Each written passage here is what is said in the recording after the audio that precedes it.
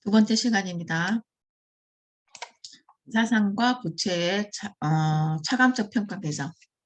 자산과 부채의 차감적 평가 계정은 자산과 부채의 실제 가치를 표시하기 위해서 재무상태표에 해당 과목, 차감하는 형식으로 이야기하는 걸 이야기합니다.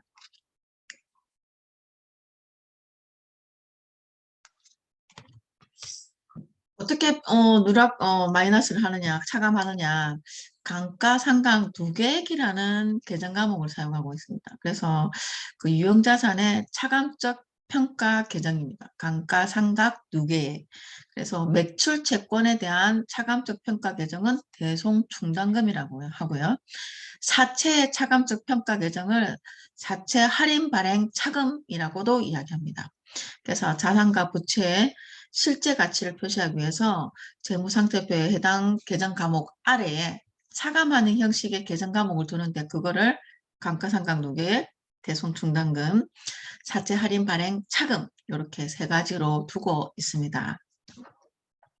재무제표를 보시면 이 감가상각 노계액이나 대손충당금 또는 사채 할인 발행 차금을 항상 볼 수가 있습니다. 재무상태표는 또 어떻게 표시가 되어 있냐? 일정 시점, 기간이 아니고 시점입니다. 일정 시점에서 기업의 재무상태표를 표시하는 일람표를 재무상태표, 옛날에 대차대조표라고 하는 재무상태표입니다. 재무상태표는 왼쪽에는 자산, 오른쪽에는 부채와 자본을 기록해서 왼쪽과 오른쪽을 일치시킵니다. 금액을. 그래서 대차 평균의 원리 이렇게 이야기를 합니다. 그래서 재무상태표의 등식은 자산은 부채 플러스 자본이다. 자본 등식은 자산 마이너스 부채는 자본이다. 라고 하는 게 이 재무상태표와 자본의 등식을 이렇게 이야기를 하고 있습니다.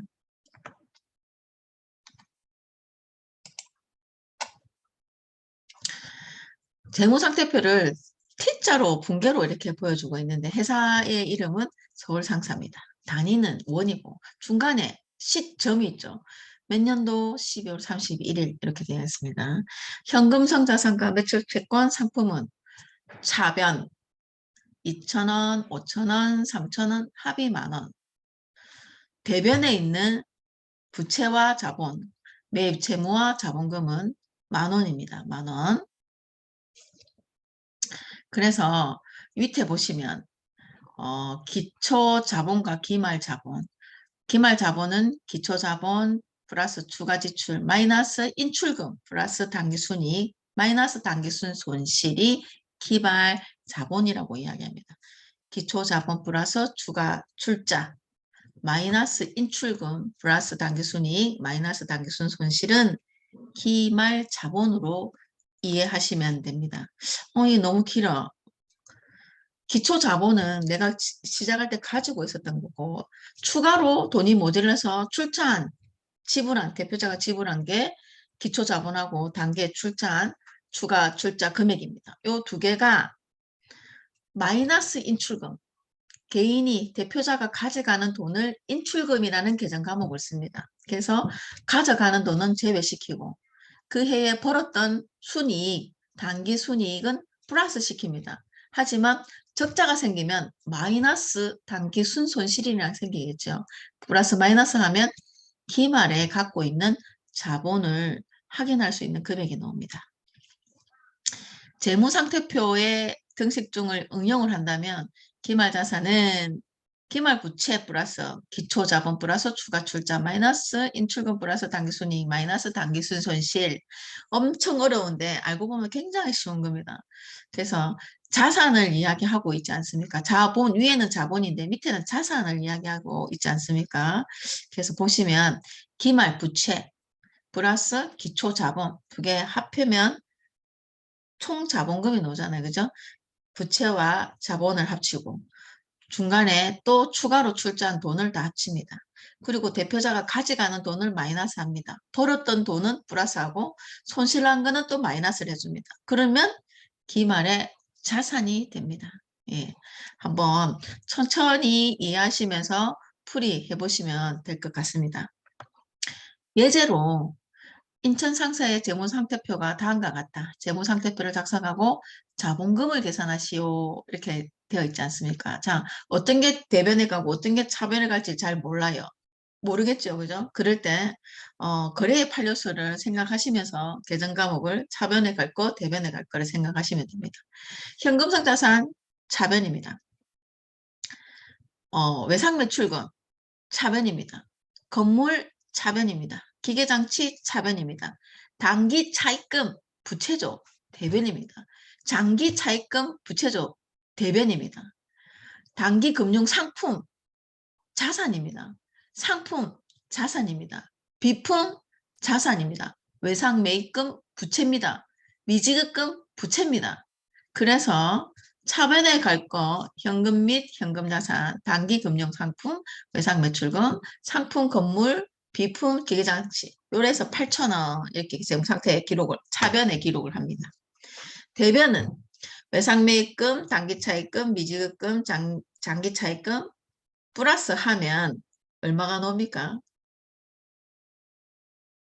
3천? 3,000원? 아니, 2,000원 나오지 않습니까? 2,000원. 2,000원 빼면 앞에 차변에 있는 8,000원 중에 2,000원을 빼면 자본은 6,000원으로 기록하면 되겠죠. 그래서 대차 평균의 원리를 위해서 평균을 만들어야 됩니다. 똑같이 8,000원과 8,000원. 차변 8,000원, 대변 8,000원.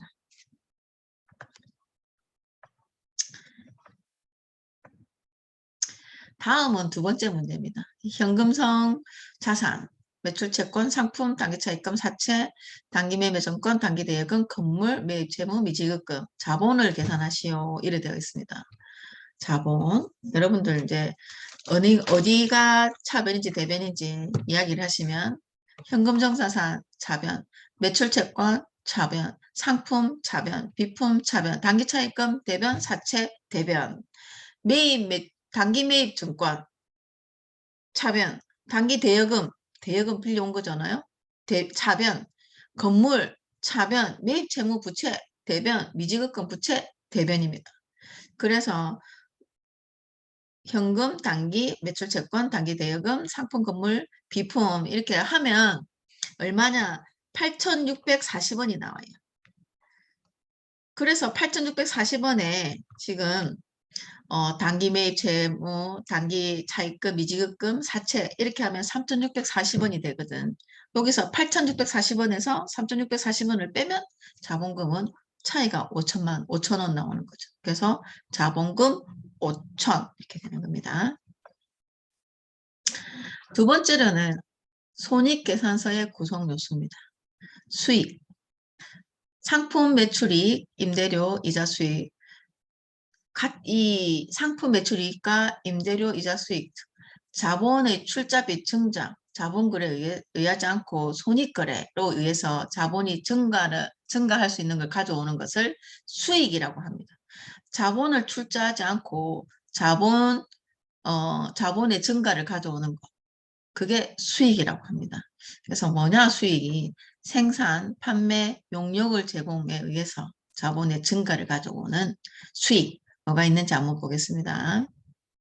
영업수익, 영업외 수익 이렇게 두 가지로 나누는데 영업수익은 상품 매출이익, 매출 두 가지고요. 영업외 수익은 이자 수익, 배당금 수익, 임대료 수익, 수수료 수익, 단기매매증권, 처분이익, 단기매매증권 평가이익, 외환 차익 이렇게 되어 있습니다. 영업의 수익에 두 개가 있지 않습니까? 상품 매출이익과 매출은 상품 매출이익은 상품을 원가 이상으로 매출했을 때 발생하는 이익이 상품 매출이익이고 매출은 상품을 분할 상품 계정, 상품법 이상에 의해서 처리하는 경우 상품의 판매 금액, 매출은 거의 상품의 판매 금액을 매출이라고 합니다. 영업의 수익, 그거는 이자 수익, 이자 수익은 상품으로 예금으로 의한 수익, 이자를 받는 거죠. 대여금에 대해서 받는 이자, 이런 게 이자 수익입니다. 두 번째는 주식 등 투자를 위해서 이익 분배를 위해 현금으로 받는 금액, 배분 받는 금액이 배당금입니다. 그리고 부동산 등 내가 부동산 건물이나 상가를 빌려주고 받는 금액, 임대료입니다. 그리고 용역, 서비스를 제공받아서 쓰이는 수수료 금액이 수수료 수익입니다. 그리고 단기 매매 증권 처분 이익은 단기 투자 목적으로 시장성 있는 유가증권을 장부 이상, 장부가 이상으로 처분했을 때, 장부가 이상으로 처분했을 때 발생하는 이익 금액은 단기 매매 증권 처분 이익입니다. 어, 단기 매매 증권 평가 이익은 결산일에 12월 31일에 단기 투자 목적의 시장성이 있는 유가증권을 공정가격, 장부 가격보다 클 경우에는 그 차액에 해당되는 금액을 단기 매매 증권 평가 이익으로 기록할 수가 있습니다.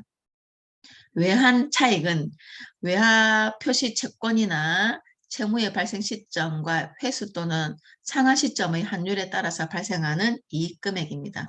그래서 내가 입금시켰을 때는 1월 1일인데 12월 31일 날까지 보니까 외화가 굉장히 많이 올랐을 경우에 그 차익에 대해서, 이익에 대해서 외환 차익으로 평가를 합니다. 그 밑에 영업의 수익 그 밑에 외화 환산 이익, 지분법 이익, 만기 보유 증권, 손상 차손 환입, 투자자산 처분 이익, 유형자산 처분 이익, 사채 상환 이익, 정기 오류 수정 이익, 수수료 수익, 자비 이익, 자산 수중 이익, 채무 면제 이익, 보험 차익. 영업의 수익이 앞에서부터 이자 수익, 영업의 수익입니다. 이자 수익, 배당금 수익, 임대료 수입, 수수료 수입, 단기매매 증권 처분이익, 단기매매 증권 평가이익, 외환 차익, 외화 환산이익, 지분법이익, 만기 보유 증권 손상 차손 환이익, 투자자산 처분이익, 유형자산 처분이익, 사채 상환이익, 정기오류 수정이익, 수수료 수익, 자비이익, 자산 수중이익, 채무면제이익, 보험 차익이 영업의 수익으로, 기타 수익으로 표시되는 계정 과목 항목입니다. 보기보다 많죠. 그래서 여기서 자비이익은 늘 일어날 수 있는 거고요. 수중이익, 자본 보정을 위해서 주주에게 무상으로 불입하는 금액을 수중이익이라고 합니다. 여러분들이 읽어보시고 이거 잘 모르겠는데 하는 건 질문해 주시기 바라고, 유형자산을 장부가 이상, 그러니까 내가 살 때 얼마 장부에 적지 않습니까? 처분할 때 이익이 발생하면 투자자산 처분이익, 유형자산 처분이익으로 표시할 수가 있습니다. 비용이 이제 나옵니다. 비용. 급여, 임차료, 보험료, 전력비, 세금과 공과, 이런 여러 가지 비용들은 자본의 인출 등 자본 거래에 하지 않고 자본의 감소를 가져올 수 있는 것이 비용입니다. 비용 안에는 뭐가 있을까? 상품 매출 손실, 매출 원가, 판매비와 관리비.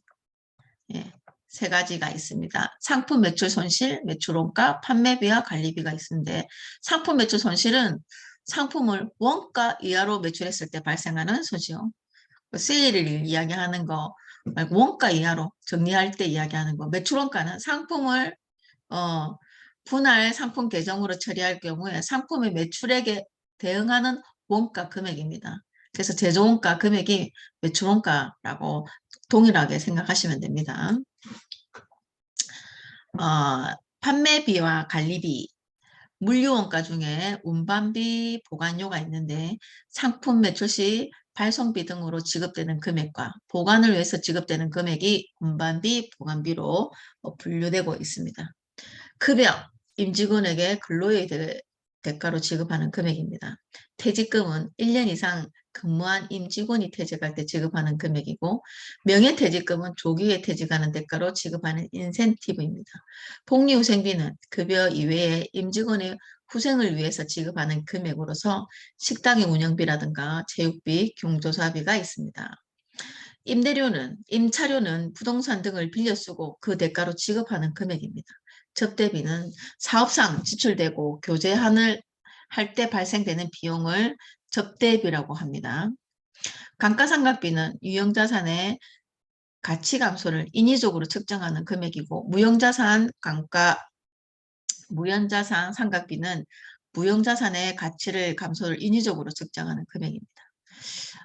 세법에서 정해져 있습니다. 무형자산의 감가는 고정자산 중에 감가상각이 안 되는 고정자산이 있습니다. 뭐냐면 토지입니다. 토지. 토지는 감가상각 대상이 아닙니다. 자산이 인위적으로 감가를 측정할 수 있는 게 아니라서 토지는 감가상각 없습니다. 무형자산 감가상각비, 세금과 공가, 지방단체 세금에 우리가 납부할 때 쓰이는 계정 과목이 세금과 공가입니다. 그리고 강부선전비가 있습니다.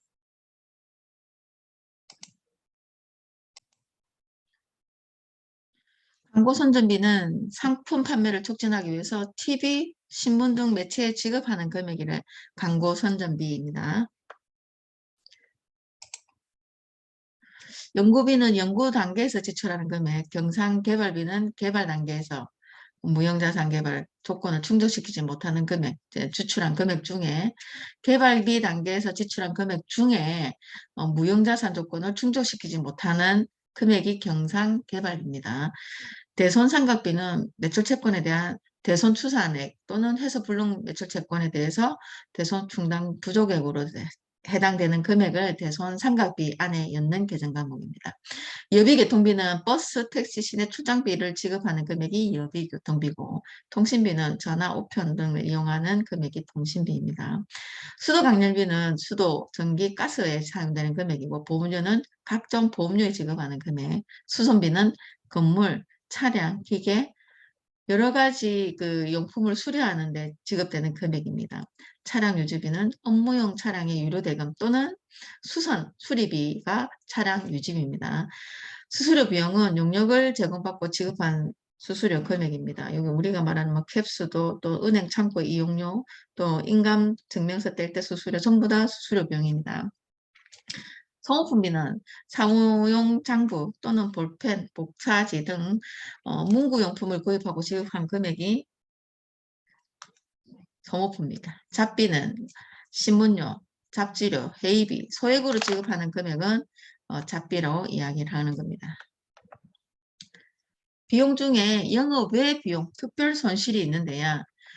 이자 비용, 기타 대손상각비, 단기매매증권 처분 손실, 단기매매증권 평가 손실, 재고자산 감모 손실, 외화 차손, 외화 환산 손실, 기부금, 지분법 손실, 만기 보유증권 차손, 투자자산 처분 손실, 유형자산 처분 손실, 사채 상환 손실, 정기 오류 수정 손실, 잡손실, 재손실, 법인세 비용이 영업의 비용, 특별 손실 내용 아닙니다. 여기 이자 비용, 타인의 잡을 위해서 대가로 지급하는 금이 이자 비용입니다. 그리고 기타의 대손상각비, 대여금, 미수금, 미수수익, 선급금에 대해서 대손이 발생될 때 부족되는 금액을 대손상각비 안에 있습니다. 단기매매 증거 처분 손실, 투자 목적으로 시장성 있는 유가증권을 장부가 이하로 처분했을 때 처분할 손실이 발생될 때는 매매증권 처분 손실입니다. 평가 손실은 장부가보다 이 금액이 적을 때 평가를 해서 손실로 내는 평가 손실입니다. 실제로 매매되지는 않았지만 12월 달에 가격이 가치가 하락되어 있는 증권을 이야기하는 겁니다. 재고자산 감모 손실은 재고자산의 장부 수량보다 실제 수량이 적은 경우 12월 말에 확인해가지고 감모 손실을 처리하는 거고요.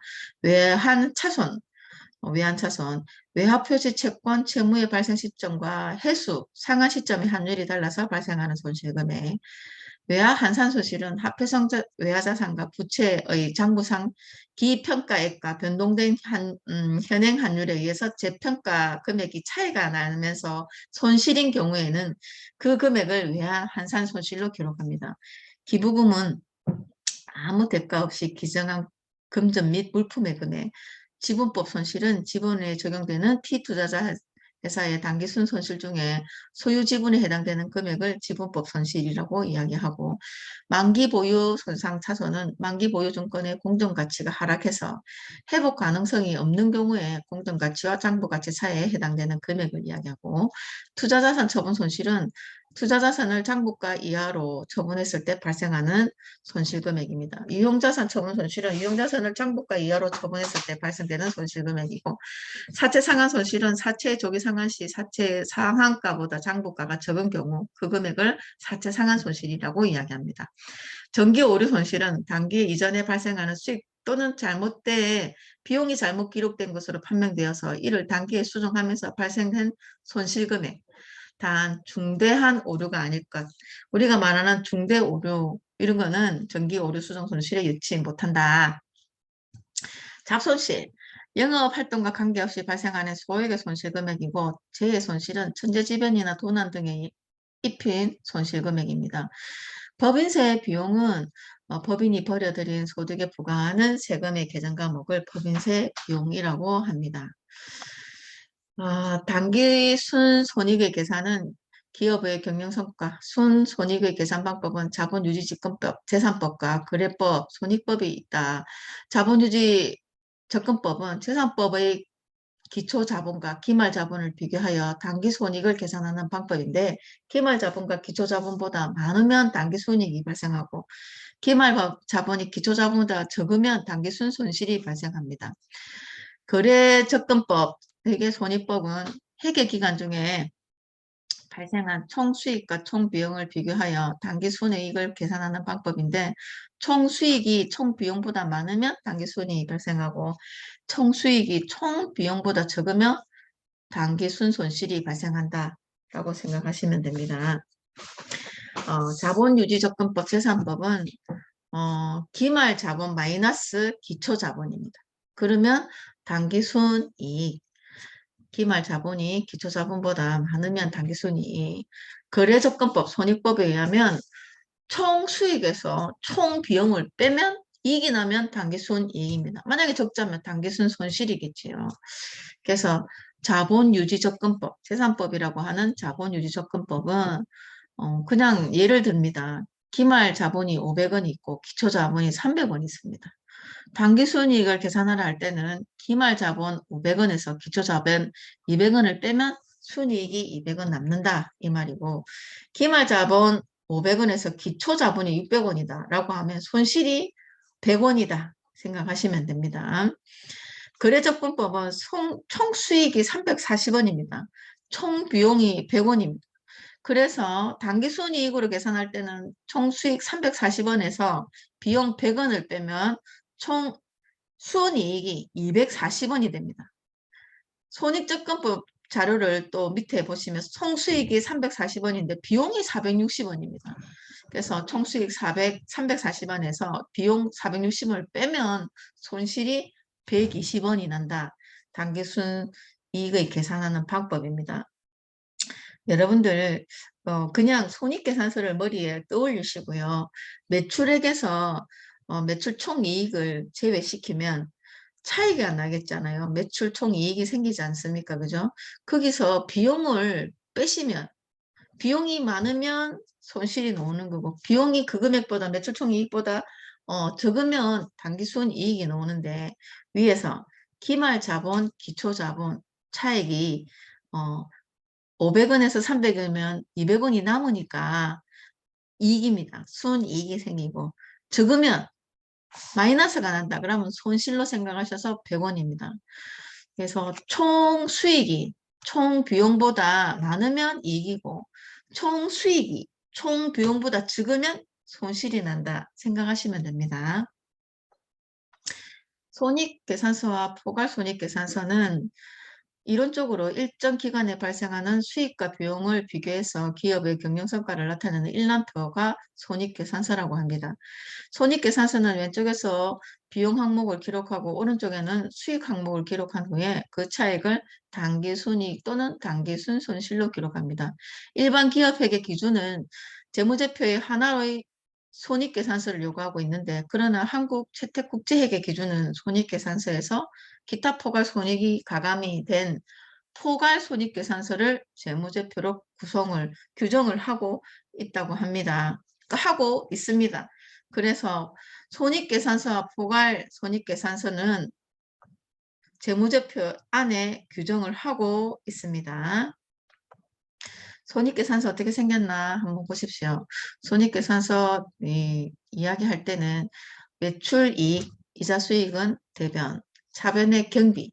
그래서 이 두 개가 저 두 개가 대차평균의 원리에 의해서 맞지 않습니까? 근데 맞는데 여기에 있는 2,000원 당기 수익이익은 상품 매출과 이자 수입의 합계금액 13,000원을 기준으로 해서 경비 나간 거. 근데 그 차익이 이익이 난다. 당기순이익만큼 넣는 겁니다. 당기순 손실 어디? 대변에 표시가 되는 거죠.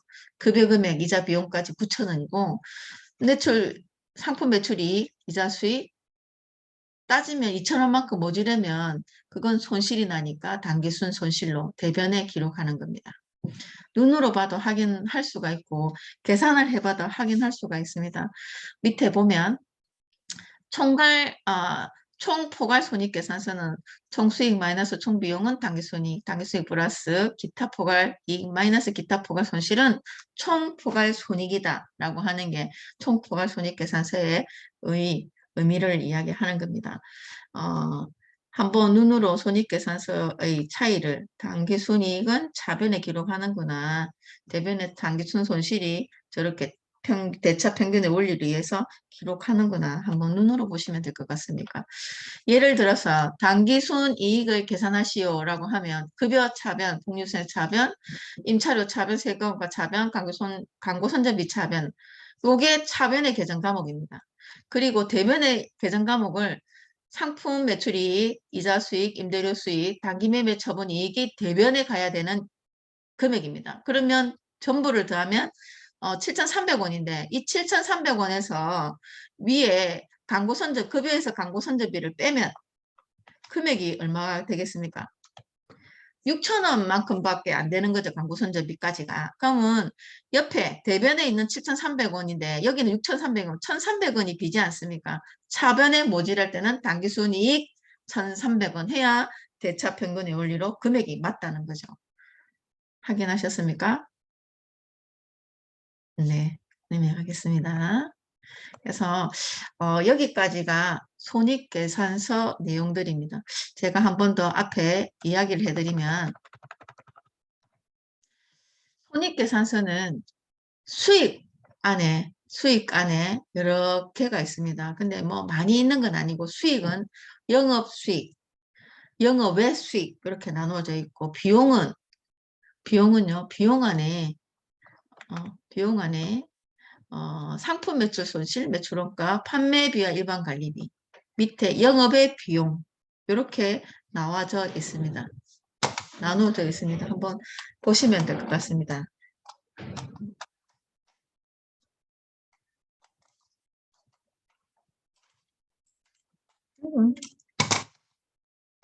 그래서 확인을 해보시고 영업의 비용, 특별 손실이 이렇게 각 표시가 나 있습니다. 영업 수익, 영업의 수익. 비용은 상품 매출 손실, 매출원가, 판매비와 관리비, 영업의 비용, 특별 손실, 법인세 비용 이런 식으로 손익계산서의 구성 요소가 나타나고 있습니다. 오늘은 여기까지 하겠습니다.